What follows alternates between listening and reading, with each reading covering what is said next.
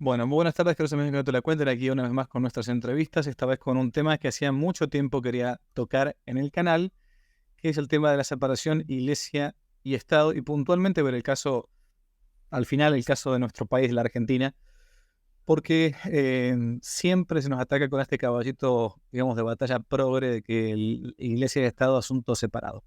Estoy con Ricardo Bach de Chazal. Don Ricardo, muy buenas tardes, gracias por atenderme, ¿cómo le va? ¿Cómo está, padre? ¿Cómo está? ¿Estoy bien? Bueno, un gustazo. Me Hace alegro. mucho tiempo que estamos buscando esta entrevista con Ricardo. Sí, sí, hemos Bastante. tenido. Casi un año, diría, casi un año. Pero Un bueno, poquito más. lo logramos, lo logramos. Hago una presentación formal de rigor. Ricardo Bach de Chazal nació en Tucumán, Argentina, en el año 1960. Está casado, es padre de 6 hijos, es abogado que se graduó en la Universidad de Buenos Aires, aquí en Argentina.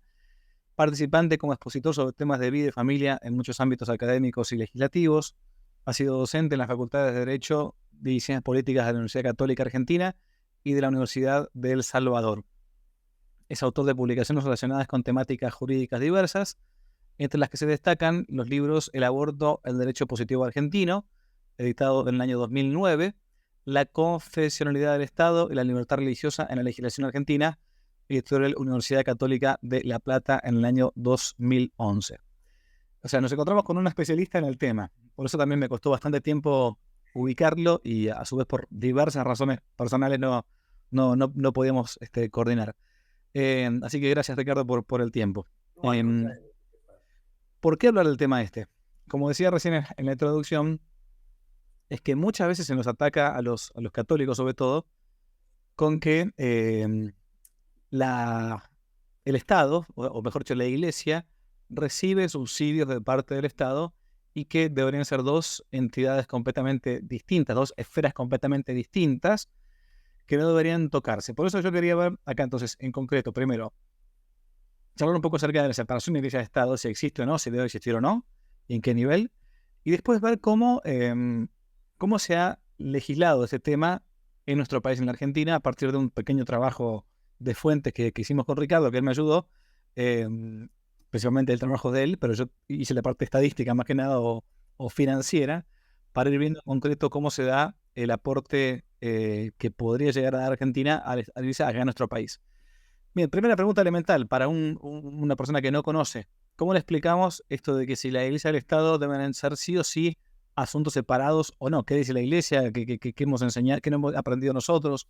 ¿Qué debemos pensar?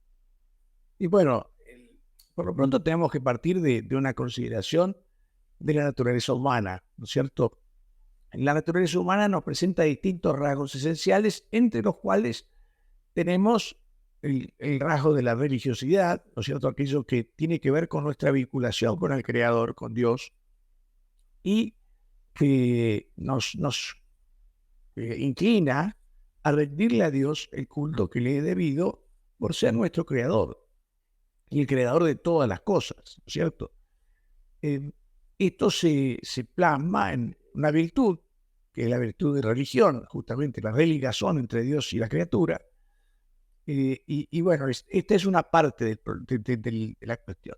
La otra parte es la naturaleza social del hombre, ¿no? El hombre está llamado a vivir socialmente, en sociedad, por distintos motivos, para su propia perfección, para su bien.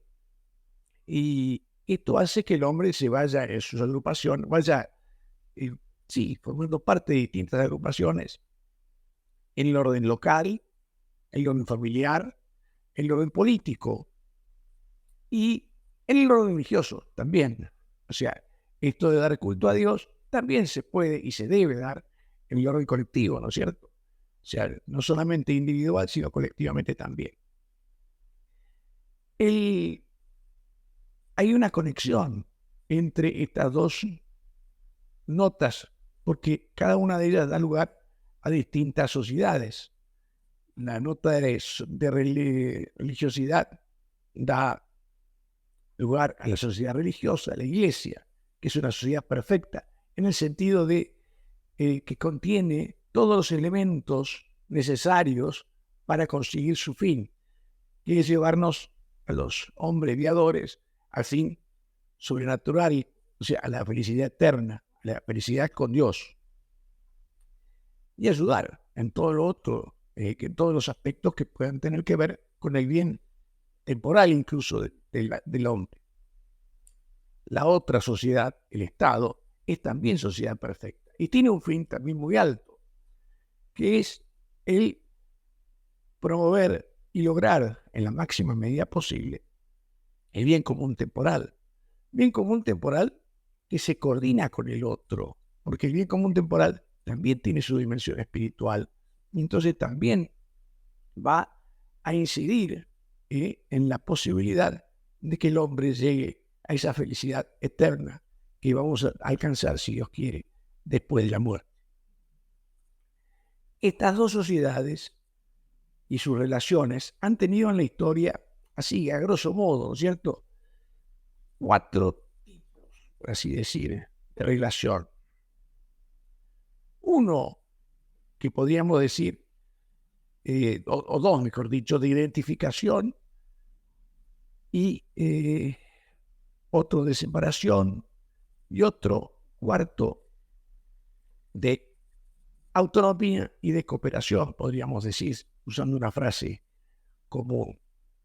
Los dos primeros de identificación o de absolución se caracterizan por tener una de las dos sociedades primando sobre la otra. O sea, el Estado sobre la Iglesia, un regalismo, ¿cierto? O la Iglesia sobre el Estado, el papo-cesarismo. La separación tajante, la pretendida neutralidad, el laicismo, que son antinaturales porque disgregan al hombre y lo atomizan, y lo tironean, porque de un lado está la Iglesia y por otro lado el Estado, es decir, aparecen enfrentándose y siendo el hombre de alguna manera el campo de batalla de dos entidades que se enfrentan. Esta es una modalidad que por eso es poco recomendable. Además de que no consulta con la naturaleza humana. En cuanto a la cuarta, que es la que preferimos, por supuesto, que consiste en que las dos entidades se reconocen como sociedades perfectas, se reconocen distintas una de la otra, se reconocen con fines distintos, pero que cooperan para la consecución de esos fines. Esa es la síntesis, podríamos decir, que no es tan moderna la formulación, como uno pudiera pensar, de autonomía y cooperación. Son expresiones que ya encontramos en León XIII. Entonces, el Estado y la Iglesia tienen que tener, como tienen en común a los hombres que forman parte de uno y de la otra, y como coexisten en el tiempo y en el espacio, tienen que llegar a la concordia en una suerte de unión moral, que es la que les va a permitir conseguir mejor los fines de cada uno. No sé si está más o menos. Es un excelente resumen, ¿no? Si a alguno le interesa el tema, también hay una famosa encíclica de León XIII llamada Immortale Dei, famosísima, sobre la constitución cristiana del Estado. León XIII es de 1800, ¿no? De la segunda mitad de 1800, para ver la parte más de fondo. A ver, estaba pensando...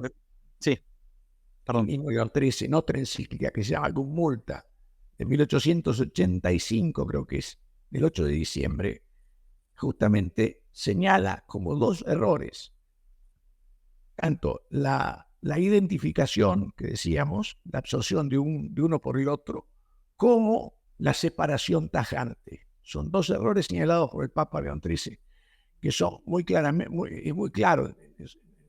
Ni el Papa se va a poner a legislar sobre la política del agua y cómo se maneja el riego en la zona de Cuyo, en Mendoza y en Argentina, ni tampoco el gobernante se va a poner a legislar cuántos sacerdotes puede haber en una diócesis, digamos. Esa es la separación. Claro, eso Es cierto, es tan cual, es así. Lamentablemente hemos tenido ejemplos en los que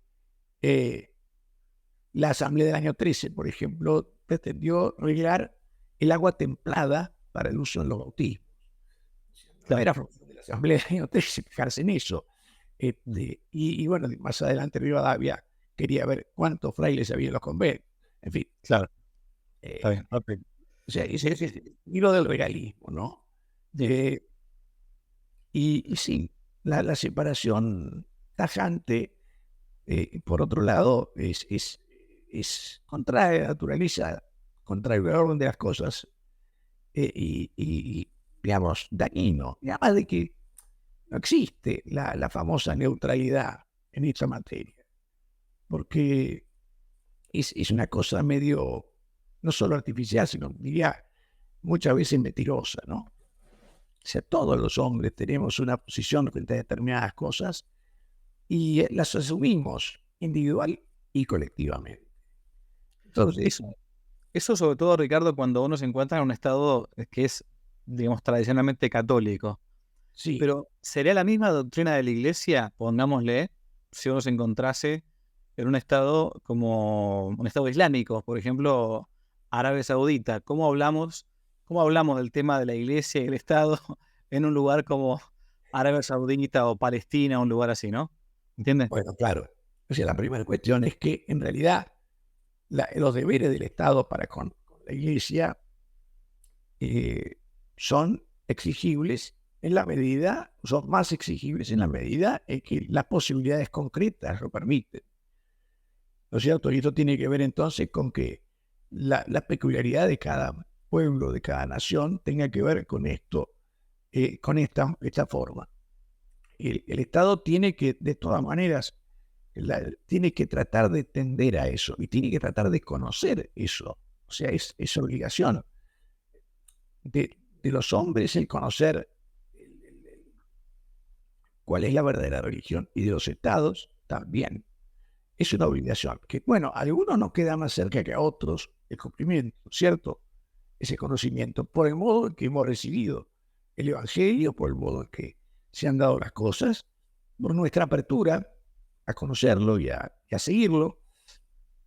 Eso es variable y entonces va a dar lugar a distintas situaciones. Pero lo cierto es que la obligación del Estado de dar culto a Dios es una obligación, y esto también lo dice León XIII en la Inmortal Heré, es una obligación que se satisface cumpliendo con el culto que Dios ha querido. Y el culto que Dios ha querido es el de la Iglesia Católica. O sea, sí, Claro, claro. O sea, podríamos decir que el de orden natural entonces es una obligación de que todo Estado dé culto a Dios, ¿no? sí, O sea, aún el Estado azteca o el Estado musulmán o el Estado lo que sea, tiene que dar un culto a Dios. El problema de fondo va a estar siempre, como al final de la cuestión, es cuál es ese culto verdadero, o sea, cuál es la verdadera religión, claro. digamos, ¿no? Sí, sí, bueno, y estamos todos llamados a buscarla, a encontrarla. O sea, es lo de la frase, ¿no? Que tantas veces escuchamos a veces en la misa, que Dios quiere que todos los hombres se salven y que lleguen al conocimiento de la verdad. Bueno, acá da lo mismo, ¿cierto? Es llegar a ese conocimiento que nos permite realmente hacer las cosas como son debidas. Ujú. ¿Y por qué dice usted que es imposible que el Estado se mantenga totalmente neutral respecto de la cuestión religiosa? Porque muchas veces se van a decir, bueno, miren el típico ejemplo del Estado súper liberal, donde la libertad es el valor supremo, como Estados Unidos, donde uno puede ahí adorar a la Pachamama, a Buda o a Jesucristo, siempre y cuando no al prójimo, el Estado se mantendría neutral. Sí, sí, pero que no es verdad, no se mantiene neutral. Cuando es así, esa pretendida neutralidad, cuando llegamos a definir las cosas, no existe, porque entonces, si uno no, el Estado tiene que ser neutral y eliminamos los 10 mandamientos de los edificios públicos. ¿No?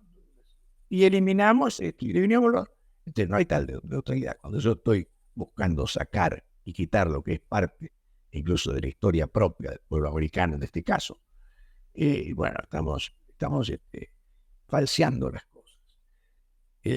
Cuando, en fin, se podría decir de muchas maneras, pero Pero lo cierto es que siempre las sociedades responden de alguna manera a lo que son las personas que las componen, que las integran. No son cosas aparte. Y si los hombres tienen esa inclinación religiosa, tal o cual, bueno, la sociedad va necesariamente a expresar eso mismo, porque de lo contrario está mintiendo, ¿cierto? Está yendo en contra de aquellos que le da sustento, que son las personas que viven en ella, ¿no? Correcto. En el caso de Argentina, yéndonos a la parte más bien local, se nos ataca siempre diciendo que el Estado argentino sostiene a la Iglesia Católica, que le paga a los curas un sueldo. Bueno, yo quiero ver, Ricardo, este tema, porque es un tema de nunca acabar. Y entonces nos hemos puesto en concreto de acuerdo para poder tratar de sacar esta cuestión a la luz, aunque ya está escrito muchas veces. Ricardo ha estudiado muchos años este tema y por eso es un especialista en la materia, por eso la idea era convocarlo acá, para intentar ver qué tanto hay de cierto en que la Iglesia Católica es mantenida como si fuera su esposa por el Estado Nacional Argentino. A pesar de que en nuestra Constitución Nacional Argentina hay un artículo que habla del sostenimiento del culto católico, ¿no? Bien, ¿cómo explicamos, cómo nos introducimos en este tema? Y bueno, por lo pronto hay que considerar distintas cosas. Para empezar, las cosas como están hoy no siempre han sido así. Antes de la independencia y todo el proceso emancipador en la Argentina, la Iglesia contaba con una enorme cantidad de recursos en propiedades adquiridas por títulos legítimos, donaciones, legados, compras, permutas, ocupaciones. Y al mismo tiempo contaba con los frutos decimales de los predios, o sea, los diezmos, y también lo que se llamaban fundaciones espías o pías voluntades y capellanías que les daban una cantidad de rentas y de cosas. Todo esto hacía que la Iglesia aportase a la corona. Le daba 2/9 de los diezmos y otras cosas más. Hay una Real Ordenanza de 1780 y tantos que más o menos regula esto. Cuando empezamos a tener gobiernos patrios, a partir de 1810, estos 2/9 de los diezmos y otras cosas más pasan a, como no estamos en comunicación con el monarca, pasan a dar, a engrosar las arcas del Estado, o sea, de los gobiernos patrios. Es decir, que hasta ese momento podríamos decir legítimamente que era, en términos económicos, la Iglesia la que aportaba al Estado y no al revés. Claro. Lo inicial. Con el andar del tiempo y dadas las necesidades de la causa de la independencia, en muchas situaciones la Iglesia debió socorrer a los ejércitos patriotas. San Martín, por ejemplo, tuvo la necesidad de recurrir a las limosnas que se daban para la redención de los cautivos, porque no necesitaba para el ejército libertador de los Andes. Y así muchas veces, o sea, las tesorerías de la Iglesia muchas veces han documentado los préstamos dados al gobierno para la causa emancipadora. Esto es muchísima plata. Además de eso, está el aporte individual, si se quiere, del clero patriota que donaba y estaba presente en toda esta causa de la emancipación. Hay un libro de Monseñor Piaggio que documenta todo esto, buena parte de esto. Y además, creo que, por supuesto, también eran capellanes de los ejércitos libertadores, e incluso algunos pasaban a formar parte ya activa del combate ahora, como el fraile Aldao, por ejemplo, o el fraile Beltrán haciendo las armas, los cañones. Hay un aporte importante de la Iglesia a la vida del Estado y a su independencia. Con el correr del tiempo, ya declarada la independencia eh, y en plena, como le dicen, la anarquía del año 20, la ciudad, la provincia de Buenos Aires era gobernada por Martín Rodríguez. Y este tenía un ministro de gobierno, que era Rivadavia, que venía flotando en todos los gobiernos, ¿no? Y claro, Rivadavia tenía ideas liberales, tenía ideas anticlericales, y emprendió lo que se llamó la reforma eclesiástica, que consistía en expropiarle bienes en la iglesia, bienes muebles, cuantiosos inmuebles sacó a las órdenes religiosas de todo tipo, en también quedarse con los diezmos, quedarse con las capellanías. Esto también fue también imitado en otras provincias, sobre todo la de Cuyo, San Luis, en Mendoza y San Juan. En San Juan estaba Salvador Ficarrí. Y esto le dio, digamos, le quitó a la iglesia muchísimo. Como contrapartida, Rivadavia dijo, bueno, entonces el Estado se va a hacer cargo del sostenimiento del culto. Ahí empieza el lío.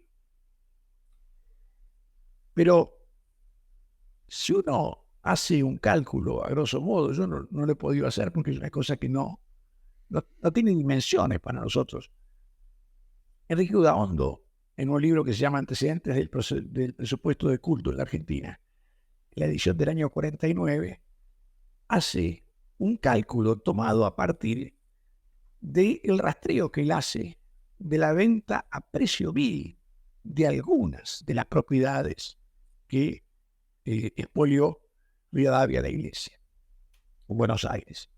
Y esto le daba en ese momento una suma alrededor de 2.850 y tantos millones de pesos moneda nacional. Yo no sé si eso, tomamos un cálculo actuarial, cuántas deudas externas puede llegar a darnos. No lo sé. Por otro lado, el artículo 2 de la Constitución es notable, pero en el debate de la constituyente esto apenas no se menciona. Se sabe, pero no se dice. O sea, en el debate,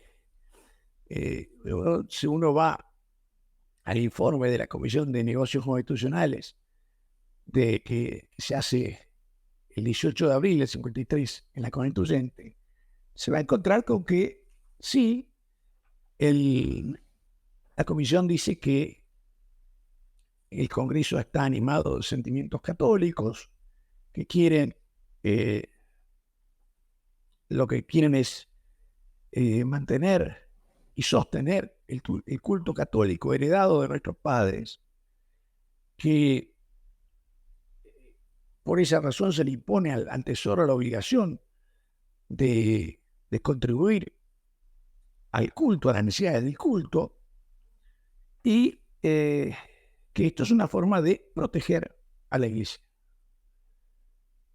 Es verdad, esto de mantener y sostener es importante porque tiene que ver no solamente con el aspecto económico, me parece, sino con otra proyección más profunda, que después uno va a ver en el debate mismo del artículo 2. El artículo 2 se discutió y aprobó el 21 de abril del 53. Y ahí hubo... Estamos hablando del artículo 2 de la Constitución Nacional Argentina del año 1853, por la duda, ¿no? Sí. Y sí, que digamos, está vigente y que dice, el gobierno federal sostiene el culto católico, apostólico y romano. Sí. Entonces... Perdón, hago un pequeño resumen, Ricardo. Sí. Encontramos hasta el año 1822, 1823, tiempo de Martín Rodríguez, gobernador de la provincia de Buenos Aires, ¿no? Nos encontramos con un ministro de gobierno, Bernardino Rivadavia, un hombre probablemente pro-amazón, liberal, anticlerical, en fin, bueno, perfecto. Y nos encontramos con que hasta ese momento la Iglesia Católica Apostólica Romana no era sostenida por la corona en todo caso, sino que más bien ayudaba. Digo algunas cosas brevemente, que, por ejemplo, que uno recuerde, si uno viene a Buenos Aires un día, no todo el mundo, la gente nos está escuchando es de aquí de Argentina, así que en Buenos Aires se encuentra en la zona de Recoleta, un hermoso cementerio, el cementerio de la Recoleta, que está al lado de la famosa iglesia, la Basílica Nuestra Señora del Pilar, que fue antiguamente propiedad de los franciscanos, franciscanos recoletos. Bien, la iglesia tenía en lo que es Buenos Aires alrededor de unas 300 manzanas, ¿no? Con miles y miles de hectáreas, incluso en el interior, en distintas partes de, no solamente de la provincia de Buenos Aires, sino incluso en todo el país.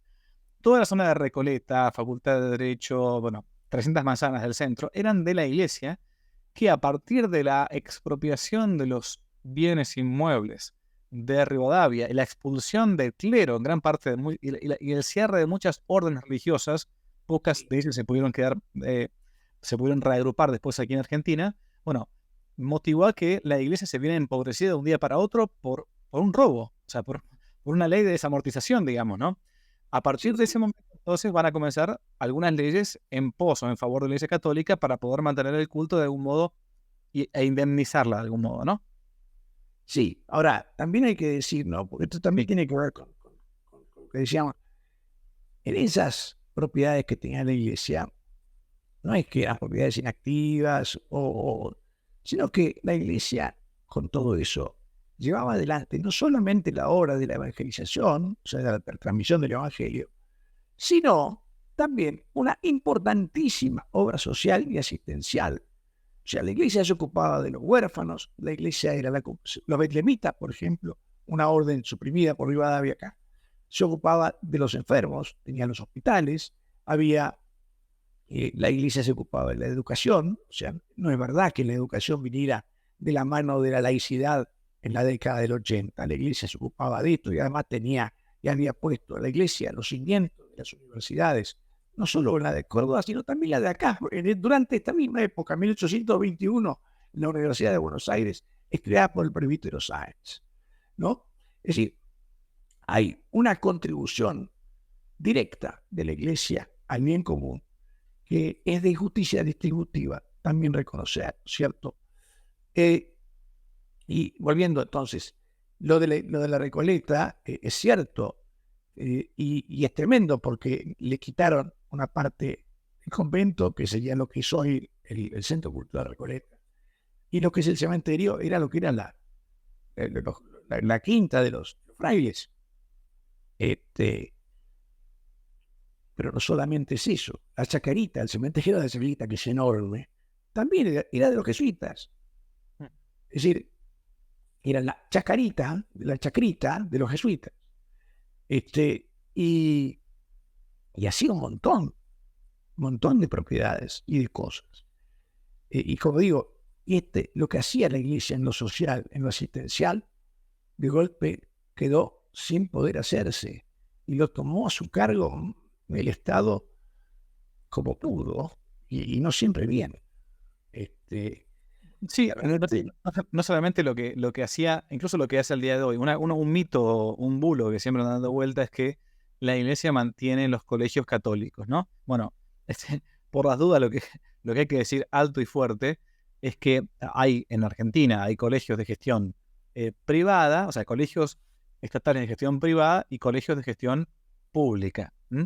Ahora, lo que no se dice nunca, es que los colegios privados, sean católicos o no sean católicos, pero puntualmente si son católicos, le salen el 40% más barato a el Estado argentino, a veces el 50% más barato que un colegio estatal, porque pagan simplemente un par de sueldos de los profesores, pero no tienen que pagar ni la luz, ni el gas, ni el teléfono, ni el resto del personal de maestranza, o cuando el edificio se cae a pedazos y hay que pintarlo. Por eso es mucho más barato para el Estado argentino un colegio de gestión privada, digo, si queremos, un colegio católico en Argentina, pero puede ser un colegio judío o musulmán o privado no religioso, pero es más barata la educación privada para el Estado argentino que la educación pública. Digo, por las dudas, para que uno se lo tenga en cuenta, ya que ponen la educación obligatoria, bueno, hay de dos gestiones. Sí, eso es cierto. Y además también está esto otro. O sea, muchas veces el Estado, ese aporte que hace a algunos, no le hace a todos. Él lo hace a modo extorsivo, porque le dice que le da el aporte sí, solo sí, se dan en los programas las cosas que el Estado quiere poner o imponer, ¿no es cierto? La educación sexual o así distorsionada o en fin, no sé. Eso por un lado. Y por otro, también hay que considerar que aún esto, que pudiera ser subsidiado, ¿no? También eso es una acción que tiene que ver con un aporte al bien común, que de alguna manera tiene que ser retribuido por razón de justicia distributiva. Eso también hay que considerarlo. Y esto vale, como usted dice, padre, para cualquier establecimiento privado o de gestión privada.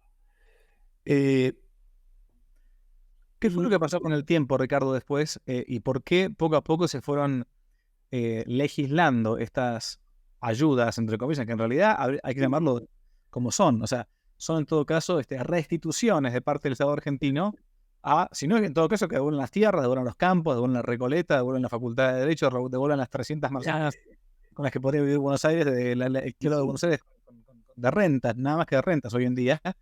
Bien, ¿cómo se fue legislando esta restitución de parte del Estado argentino a la Iglesia Católica? Y bueno, se fue, de alguna manera, al principio se decía que se iba a hacer justamente un aporte que tuviera que ver con el sostenimiento del culto, con digamos, la pompa y el decoro que el culto debía tener, y además, esto decía la Comisión de Negocios Constitucionales y además la manutención del clero, lo que no es verdad, lo que no, apenas en los primeros años se hacían, o en los primeros años del siglo XX por lo menos, lo que se pagaba como asignación de culto era una asignación a los obispos y a algunas personas que tuviesen empleo en la catedral. Hasta ahí. El cura no cobraba nada. Nunca cobraba. Al día de hoy, lo digo abiertamente, los católicos argentinos no recibimos un solo peso argentino. Los curas vivimos de la monedita o del billete que el laico pone en la canastita el día domingo, o si algún cura tiene algún cargo de profesor en un colegio o de capellán en un convento de monjas, recibe por eso, pero no cobramos un peso, ¿no? Los curas viven del culto, necesariamente del culto, directamente del culto. Por eso hay curas que prefieren ir, o se pelean a veces por ir a una parroquia más taquillera, que le da más dinero, porque en la otra está más pobre y no va a poder mantener ni siquiera la sopa para tomar en la noche, ¿no? Sí, no, por eso. Entonces, la única asignaciones que había eran esas y algunas que tenían que ver con el sostenimiento de los seminarios, en algunas cosas. ¿Sí? Y claro, cuando todos los servicios públicos estaban brindados por empresas estatales, bueno, había rebajas o cosas o quitas, pero no mucho más que eso. O sea, entonces había un aspecto de la cuota de obras sanitarias, por ejemplo, hoy Aguas Argentinas, que se pagaba menos según haciendo una proporción de lo que estaba afectado al templo y no a lo que era el resto de las partes del inmueble, ¿no es cierto? O la electricidad cuando era seca, es decir, ya, eso no existe más.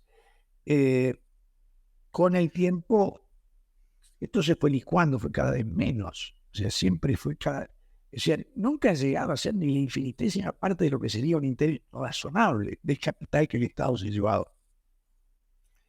Y ha llegado a darse esta situación de estas leyes que hemos visto, ¿no es cierto? La ley que establece una asignación mensual para los obispos. Vamos a ver ahora el cálculo que nos tomamos el trabajo de hacer uno por uno.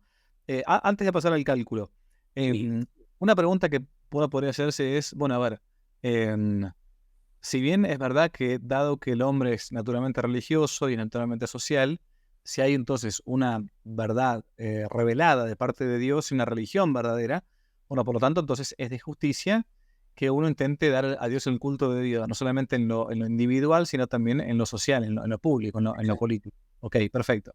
Ahora, no podría objetársenos que sería mucho más libre la iglesia si no recibiese ningún tipo de aporte de parte del Estado, porque de ese modo se vería mucho mucho menos presionada por parte del poder político para decir o dejar de decir ciertas verdades que a veces son incómodas. O sea, ¿no sería más fácil decir, bueno, mejor no recibir ni un solo peso, ni siquiera como indemnización de parte del Estado, ni nada de eso, porque de ese modo los sacerdotes y los obispos tendrían mucho más libertad para poder criticar al gobierno, o al del gobierno de turno, digo, en cuanto a sus principios? Si, por ejemplo, mañana ponen el aborto, la eutanasia, la legalización de la pedofilia, lo que fuera, ¿no sería mejor una iglesia libre, pobre pero libre? Y bueno, a ver, eso se ha dicho mucho, ha sido una cosa que en algún lado el eslogan era el de Kabul, ¿no? La iglesia libre, el Estado libre, ¿no? Y yo creo que no es consecuente con esta obligación que decimos de que el Estado también, en tanto que criatura y en tanto que expresión de las personas que lo viven, eh, tiene para con Dios. El asunto también tiene que ver con otros aspectos que no son solamente económicos. Eh, la protección de las doctrinas y de la moral y de la piedad es una cosa que el Estado tiene como obligación. De cualquier manera, ponga o no ponga plata, eso es. Y eso no se puede renunciar, a eso no se debe renunciar. Que en el artículo 2 esté establecido esto del sostenimiento, también el sostenimiento económico, pero no solo económico, es también económico.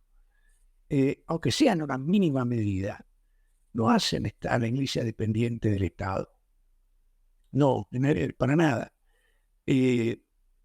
La cuestión no merita justamente hacer estos así bambolas de grandes renunciamientos, porque en realidad no se renuncia a nada, en definitiva.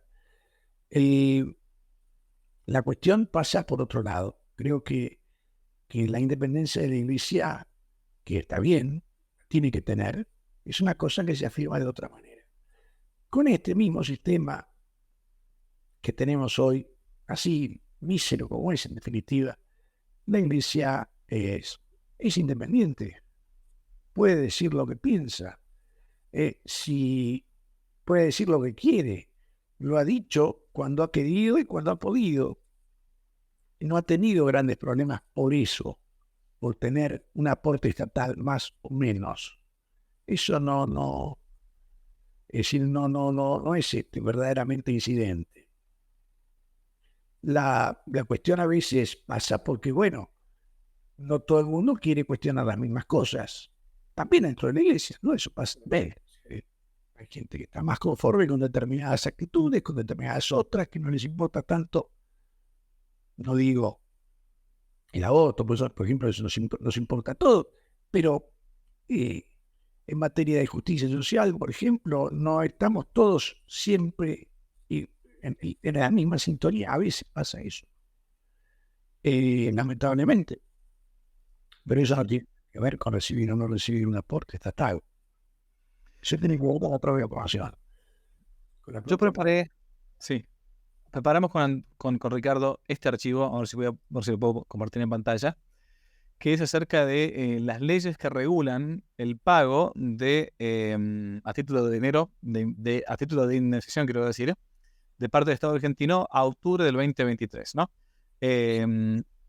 Acá son algunas leyes que voy a leer en voz alta, y me tomé el trabajo de hacer el cálculo, como es muy difícil en nuestro país, el cálculo a precio dólar hoy en día, porque es un caos totalmente. Vamos a ver un poco, a intentar ver. Esto lo hice al octubre de este año, ¿no? Ley 21950, asignación de arzobispos, obispos residenciales y auxiliares. Plantea aquellos arzobispos y obispos con jurisdicción sobre arquidiócesis, diócesis o prelaturas, eparquías o exarcados de culto católico, apostólico romano, por ejemplo, eparquía ucraniana o cosas así, gozan de una asignación mensual equivalente al 80% de remuneración fijada para el cargo de juez nacional de primera instancia hasta que cesen en sus cargos. Bien, a octubre del año 2023 se cobra alrededor de $1.220 cada uno. En total, hice el cálculo acá de qué cantidad de arzobispos, obispos más o menos hay en actividad. Esta es la fuente que tomé, el episcopado argentino, que tienen la fuente para chequear después. Hay al día de hoy un total mensual de $78.400, ¿no? Reitero, esto es como a título de prácticamente una especie de indemnización, porque si no, reitero, que devuelvan las tierras o que devuelvan las manzanas de Buenos Aires, ¿no? También se da algo análogo a obispos auxiliares, con el 70% de la remuneración fijada. A octubre de 2023, unos cobran unos $980 mensuales, habiendo 26 obispos auxiliares, alrededor de 25.400 y pico de dólares de vuelta a la fuente, es el episcopado argentino, ¿no? Bien, algo análogo, aquellos que son eméritos, ley 21.540, un artículo primero, hay 31 obispos o arzobispos eméritos en Argentina, lo que equivale a un total de $980 mensuales como sueldo, y a 30.380 en total, ¿no? La fuente de vuelta es el episcopado argentino. Hay un decreto del año 2003, ¿no? Antes de seguir, Ricardo, una cosa breve. Acá se plantea siempre que fueron los militares los que plantearon todo esto. ¿Esto ya venía de antes o no? Claro, esto venía de antes, el sistema venía de antes. La jubilación de los obispos, por ejemplo, que es lo que veníamos en lo que decíamos ahí, la 21.540, son cosas que ya estaban, aunque tenían otra modalidad en cuanto a quién era la gente de pago. Se lo pagaba el ANSES, y no como ahora que lo hace todo una remesa que manda la Secretaría de Culto a la Conferencia Episcopal y esta distribuye. Eso es lo que se hace actualmente. Pero siempre se hizo y siempre se debió hacer, en mayor medida incluso, ¿no es cierto? Lo de los militares es nada, el gobierno militar de alguna manera reordenó la cuestión, pero nada más. Y de hecho, yo diría que muchas cosas que debieran pagarse también dejaron de funcionar, ¿no? Criterios más economicistas por ahí. Este sistema de enganches, por ejemplo, el 80% en haber, y así. O sea, sí. Es un error común decir esto lo hicieron los militares. No, se hizo en el gobierno militar. Lo que se hizo fue, en definitiva, reordenar una cosa que se venía haciendo y que se debía seguir haciendo desde el momento de la Constitución, por lo menos, ¿no? Exacto. Ley 22.340, asignaciones a sacerdotes eméritos de clero secular. Esto es mínimo. A octubre del 2023 cobrarían $119, que la verdad que no tiene mucho sentido porque podrían acceder perfectamente a una jubilación mínima sin hacer ningún tipo de mención a esta ley, ¿no? El monto más o menos de Incluso, 100.000. Sí, esta asignación es a condición de no tener otro ingreso, ¿no es cierto? correcto. No es que lo reciben todos. Claro. Hay los que están más en la lona, por así decir, para hablar. Sí, correcto. Después, tenemos ley 22.162, asignación a parroquias de frontera, ¿no? Esto es chequeado, totalmente chequeado, ¿no? Se faculta otorgar a los curas párrocos o vicarios ecónomos de parroquias situadas en zonas de frontera determinadas de acuerdo con lo establecido por la ley 18.575, ubicadas en zonas que por sus características también requieren de la promoción de su desarrollo, una asignación mensual para el sostenimiento del culto católico romano equivalente a la que corresponda a la categoría 16 del escalafón de personal civil de la administración pública. Bien, por las dudas, digo, al día de hoy chequeado, octubre de 2023, reciben $7,5 mensuales. O sea, a octubre de 2023, de las 390 parroquias de fronteras, al menos nombradas así, que hay en la Argentina, en la República Argentina tiene que erogar alrededor de $2.918 mensuales. O sea, por estar en parroquia de frontera, wow, qué tremendo, $7.50 por mes. O sea, ¿y por qué digo? Porque encima una cosa importante, Ricardo. Hace un par de años, yo no me acuerdo, fue el 2019 por ahí, comenzó, o 2018, toda una campaña aquí en Argentina, en esa católica argentina, de ir poco a poco incluso dejando de lado esos subsidios, entre comillas, de parte del gobierno. Cuando yo le pregunté a un sacerdote que está en una parroquia de frontera acá en Argentina, y me mandó el recibo de lo que recibo el día de hoy, equivalente a $7.50 por mes, me dijo, hace un par de años esto dejó de actualizarse, como es en pesos, por lo tanto lo comió la inflación, y en algunos años más esta asignación a parroquia de frontera, como los obispos han renunciado a esto, yo lo que no sé es si también han renunciado a que se actualice el valor de su propio sueldo mensual, no lo sé, pero sí sé que las parroquias de frontera están desactualizadas, van a desaparecer naturalmente, ¿no? Sí, por otro lado, hay un tema, ¿no? Es decir, las renuncias, yo creo, así honestamente, que el episcopado o el obispo en concreto no puede renunciar a estas cosas. El código canónico pone límites a las decisiones, límites en cuanto a cantidades, ¿cierto? Y no puede renunciar para el futuro, o sea, la renuncia no puede involucrar al sucesor, ¿cierto? No. Esto me parece que es un tema que no siempre se ha... Yo creo que alguna vez se ha dicho, ¿no? Es decir, que bueno, la iglesia podría renunciar en aras a tal cosa, tal otra. Eh, y lo fundan en un documento conciliar, que es la Gaudium et Spes, número 76 creo que es. Pero el documento dice que primero pone como condición de la renuncia que de esto se siga un bien mayor para la gente, para la iglesia. Segundo, dice que dice, los privilegios legítimamente adquiridos, o sea, no son cosas que estén mal, sino que son legítimamente adquiridos. Y la tercera cuestión que yo digo es, bueno, aún en ese caso, esta es una decisión que no le corresponde a un obispo individualmente considerado, ni a la conferencia episcopal de un país determinado, sino a la Santa Sede en todo caso. Porque el código canónico pone determinados límites y dice no se puede hacer transacciones de más de tanto sin autorización de la Santa Sede. Entonces, esto ciertamente excedería los límites del código canónico también. Correcto, correcto. Acá tenemos unas últimas, había 2 o 3 más todavía. Sostenimiento de seminaristas diocesanos argentinos. Ley 22950. El gobierno nacional contribuirá a la formación del clero diocesano, para lo cual los señores obispos o quienes hagan caminamiento a sus veces percibirán en concepto de sostenimiento el monto a categoría 10 del escalafón del personal civil de la Administración Pública Nacional. A octubre del 2023, lamentablemente cada vez son menos los seminaristas, pero bueno, del clero diocesano, serían $90 mensuales por seminarista por mes, o sea, es todo lo que cobrarían por mes. Reitero, en título de indemnización, al menos de aquello que le han quitado a la iglesia ya en tiempos de Rivadavia, por cierto, sino que devuelven las tierras o devuelven todo, los bienes. Había 605 seminaristas diocesanos en el año 2022 en toda Argentina.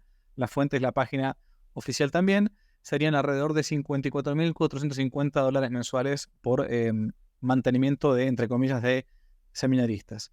También hay, esto es mínimo, pero hay el artículo segundo, beneficia a los que son provinciales, superiores provinciales de algunas órdenes religiosas, mercedarios, dominicos, frailes menores franciscanos, Compañía de Jesús, a los provinciales que son como los encargados de cada provincia eclesiástica, ¿no? Hay 5 provinciales de estas órdenes en Argentina, alrededor de $90 mensuales, reciben muchísima plata, es una locura, $450 mensuales en total por el tema de los provinciales. Después hay, esto no, casi que no existe, decreto 1991/1981, otorgamiento de pasajes a representantes del culto católico. La verdad que hay que hacer un trámite infinito, no se consigue muy fácilmente, esto casi nunca. Sí, no, Hay, generalmente esa es una partida que manejaba la Cancillería, digamos así, manejaba la Secretaría de Culto dentro de la Cancillería y entonces se utilizaba desde la Secretaría de Culto y muchas veces se iba en viajes de los funcionarios de la Secretaría de Culto. A veces. Ricardo trabajó en la Secretaría de Culto, ¿no? Por eso es que conoce el tema desde adentro. Bien. Esa partida muchas veces competía en lo que tenían que ser los viajes que solicitaban en su momento los obispos o laicos que con el aval de obispo por alguna razón se pedía, con los viajes que hacía por ahí, viajes de trabajo, de serio, por ahí tenía que hacer algún funcionario de la secretaría. Son partidas chicas, además. Perfecto. Y por último tenemos el decreto 1084/98 de Clero Castrense, ¿no? La curia castrense, oficina central del obispado castrense, estará integrada por un obispo castrense, un auxiliar o vicario castrense, un vicario general, en fin. Se fijan los montos, y acá tenemos los montos, más o menos, hay más o menos 120 sacerdotes castrenses, son los que se encargan de los militares, ¿no? En el año 2020 a 2022, un cura puede cobrar en una zona desfavorable como, no sé, Tierra del Fuego, pongámosle, alrededor de $680 mensuales. Habiendo más o menos, haciendo un cálculo, de grosso modo, a octubre de 2023, 120 sacerdotes castrenses, más o menos, no tengo las cifras exactas, serían $21.600 mensuales. Bien, perdón, esto está, sí, esto de acá, así, anualmente, bueno, anualmente total, yo lo que he calculado en total de todo esto, le costaría la Iglesia Argentina $2.500.000 al Estado argentino. Este es un cálculo así a grosso modo que hemos hecho, ¿no? Sí, sí, como se digo, en nada, realmente está licuado todo. En época de 1 a 1, así como diciendo, bueno, eran 10 o 12 millones de dólares por año. Pero eso ya pasó. Y eso fue, por así decir, lo máximo que me parece que han tenido los aportes estatales. Ujú. Pero, le digo, esto es un tema que, desde el punto de vista de la justicia conmutativa, que es la otra parte, ¿no? Hablamos de la justicia distributiva ahora, de la conmutativa, que es devolver lo que me han dado. Nunca vamos a llegar a poder darle a la Iglesia en justicia conmutativa lo que el Estado le ha sacado a sus intereses, ¿no es cierto? Porque, digamos, a este paso, ¿no es cierto? A este paso no se va a llegar jamás a devolver ni una milésima parte. Por otro lado, también, a mí me parece que es importante recalcar, ¿no es cierto?, que además de esta cuestión de devolución, que es importante, está la otra cuestión, que es el deber del Estado asumido por los constituyentes cuando dicen que la Iglesia tiene que ser protegida, que tiene que ser fomentada, que tiene que ser ayudada a propagar el Evangelio. Esto está en el debate del 21 de abril, se dice. O sea, el 21 de abril, cuando se discutió el texto presentado por la Comisión de Negocios Constitucionales, hubo algunos convencionales más favorables a lo que uno piensa. ¿21 de abril de qué año? Del 53. Minutos Como Leiva, como el presbítero Centeno, Fray Manuel Pérez, Dominico, que querían una norma más explícita, más clara, ¿no? Para evitar malos entendidos.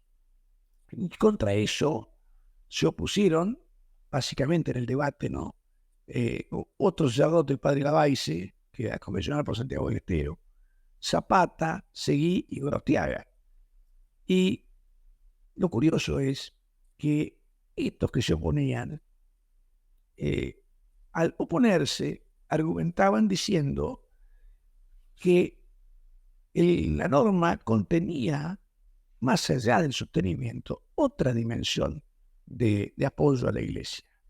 Y así decían que era una forma de sostener, era una forma de proteger a la Iglesia y de proteger la piedad, la moral y la religión del pueblo. Y era una forma de reconocer que la Iglesia era la religión dominante en la Confederación Argentina y que además esto era una forma de reconocer que la Iglesia Católica era la verdadera, porque, decía Seguí, nadie iba a sostener un culto que simbolizase una quimera. O sea, y que, decía el mismo Seguí, que el punto de partida de este artículo era el interés bien entendido de la religión católica, apostólica y romana. O sea, hay en esta discusión, y por eso es interesante ver lo que dicen, un reconocimiento mucho mayor de lo que sería darle unos pesos a la Iglesia. O sea, no es eso. es mucho más que eso. Al punto tal que lo que se dice un par de días después, el 27 de abril, digamos, 6 días después, Leiva, que propone una adición a una de las normas, como fundamento de esa propuesta que él hace, dice que si este artículo segundo que se ha aprobado no solo significa el sostener con pompa y majestad el culto, sino que además que se propague el Evangelio, lo dicen estas palabras, y nadie lo contradijo, él proponía una adición a estos artículos que al final no funcionó, no tuvo éxito su propuesta, pero nadie contradijo esta afirmación. Y más adelante, cuando se incorporó una norma que no estaba prevista en el proyecto de constitución, que era colocar la confesionalidad católica del presidente y del vice, eso no estaba previsto por la Comisión de Negocios Constitucionales. Dice que ahí Gorostiaga, que era otro de los que sostenían el artículo segundo cómo fue aprobado, y no querían añadirle nada, dijo que él iba a votar por esta adición de esta exigencia del culto católico para el presidente y vice, porque era una forma indirecta de reconocer que la religión que se le imponía al gobernante era aquella religión a la que pertenecía la casi totalidad de la Confederación Argentina, y que con esta imposición, cualquiera fuera la fe o las creencias de los gobernantes o de los ministros, ellos tenían la obligación de cumplir con la ley que establecía el sostenimiento del culto, porque esto era, lo dice Gorostiaga, una ley fundamental de la República. Entonces, esto es importante. También en el debate dijeron que, esto que decíamos, que la religión, la piedad y la moral estaban íntimamente relacionados con el bien del Estado, y a esto se apunta con el sostenimiento. Y también dicen en el debate una cosa que es importante, que es que en esta obligación de sostenimiento está comprendido el respeto y la veneración que los habitantes de la nación le deben a la Iglesia Católica. O sea, todo lo que pasa, ¿no? En los días, ¿cómo se llama? Las jornadas estas de las mujeres que van a las catedrales y las pintan, las incelan, se hacen daños de toda índole. Bueno, eso, el convencional seguí no lo hubiera permitido. Digamos, ¿en quién decimos? Seguí, no estoy diciendo... Sí. Fraile Torquemada, no. Estamos hablando, ¿no? Correcto. No es San Luis Rey de Francia, digamos, ¿no? No, tal cual. Perfecto. Bueno. Así que, esa es un poco la cuestión. Bien. Y eso es lo que ha llevado a que, por ejemplo, tanto Alberdi, que es el que tomó, digamos, Alberdi se toma el proyecto de para hacer el proyecto de la Comisión de Negocios Constitucionales, si bien se apartan de algunas cosas, Alberdi en las bases dice claramente que la cuestión es que el mantener y proteger la religión es una necesidad de orden social y político. No dice que solamente, vuelvo a decir, pasar unos pesos. Dice que es necesario consagrar el catolicismo como religión de Estado. Y junto con eso, la libertad de cultos, ¿cierto? Porque él decía que la forma de conseguir poblar el territorio era la libertad de culto. Libertad de cultos, él decía, fomentemos los cultos cristianos, porque eso es lo que quería población europea. Y dice, si la libertad religiosa es el modo de poblar el territorio, la religión católica es el modo de educar a esa gente que va a venir. O sea, para él tiene una forma, una idea que es esencial, que es modelar la identidad del propio ser nacional, definitivo. Y es que dice Alberdi, También lo dice de otra manera y mucho más firme otro constituyente, pero del 60. O sea, la Argentina en el 53, cuando se hace la Constitución, el Estado de Buenos Aires se había separado de la Confederación. Y en el 60 vuelve. Al volver, se le presenta la Constitución y le dice, bueno, pueden hacer las observaciones que ustedes consideren, vamos a hacer una convención constituyente con todos para ver qué hacemos, si la modificamos o no la modificamos. Y se hizo en el 60 y algunas cosas se modifican. Uno de los convencionales constituyentes del 60 fue Vélez Arfield, el autor del Código Civil argentino. Vélez Arfield tiene un libro sobre la relación del Estado con la Iglesia. Y ahí dice que el Estado le debe a la Iglesia Católica la más amplia protección para la propagación de sus doctrinas, para la conservación de sus instituciones, para sostener sus autoridades y para obedecer sus mandatos. La Iglesia satisface a la más alta y digna necesidad general. No hay en el país un interés que sea más grande, más general que el interés religioso. Y ninguno, por consiguiente, que tenga derechos más reales a la protección del gobierno.